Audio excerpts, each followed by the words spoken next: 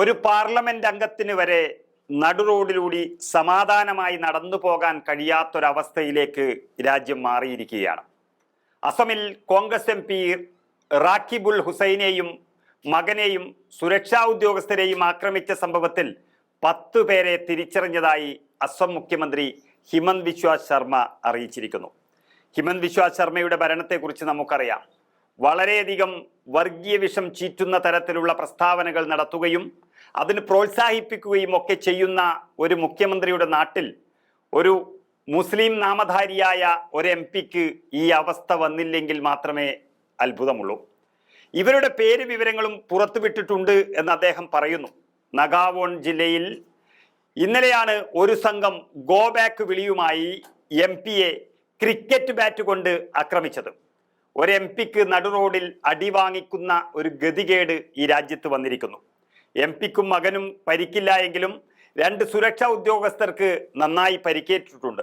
സംഭവത്തിൽ പ്രതിപക്ഷം സർക്കാരിനെ അതിരൂക്ഷമായി വിമർശിച്ചിരിക്കുകയാണ്. നമുക്കറിയാം, അസമിൽ ഒരുപാട് കാലം ഭരിച്ചിരുന്നത് കോൺഗ്രസ് ആയിരുന്നു. പക്ഷേ ഹിമന്ത് ബിശ്വ ശർമ്മയും അതുപോലെ തന്നെ മറ്റു BJP മുഖ്യമന്ത്രിമാരും കുറച്ചു കാലങ്ങളായി ഇപ്പോൾ അസം ഭരിക്കുന്ന ഈ സാഹചര്യത്തിൽ ഒരു MP-ക്ക് പോലും, കോൺഗ്രസിന്റെ ഒരു MP-ക്ക് പോലും നടന്നു പോകാനുള്ള സ്വാതന്ത്ര്യം നിഷേധിക്കുകയാണ് സംസ്ഥാനത്ത്. ജനാധിപത്യ ധ്വംസനമാണ് നടന്നതെന്നാണ് അസമിൽ ഗുണ്ടാരാജ് അനുവദിക്കില്ല എന്നും 15 BJP വിരുദ്ധ പാർട്ടികളുടെ കൂട്ടായ്മയായ ദ അസം സോൺമിലിതോ മോർച്ച വ്യക്തമാക്കിയിട്ടുണ്ട്.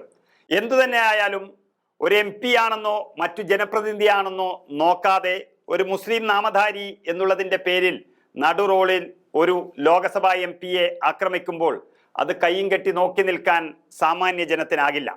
പാർട്ടി യോഗത്തിൽ പങ്കെടുക്കാൻ വേണ്ടി സ്കൂട്ടറിൽ പോകുന്നതിനിടെയാണ് മുഖം മൂടി ധരിച്ചെത്തിയ സംഘം MP-യെ ആക്രമിച്ചത്. MP ഹെൽമെറ്റ് ധരിച്ചത് കൊണ്ട് മാത്രം അദ്ദേഹം രക്ഷപ്പെടുകയാണ് ചെയ്തത്. MP ഹെൽമെറ്റ് ധരിച്ചതിനാലാണ് പരിക്കില്ലാതെ രക്ഷപ്പെട്ടതെന്ന് ഡോക്ടർമാർ തന്നെ പറയുകയും ചെയ്തു.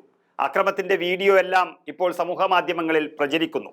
ദുബ്രി ലോകസഭാ മണ്ഡലത്തിൽ നിന്ന് റെക്കോർഡ് ഭൂരിപക്ഷത്തിലാണ് ഹുസൈൻ ജയിച്ചു വന്നത്.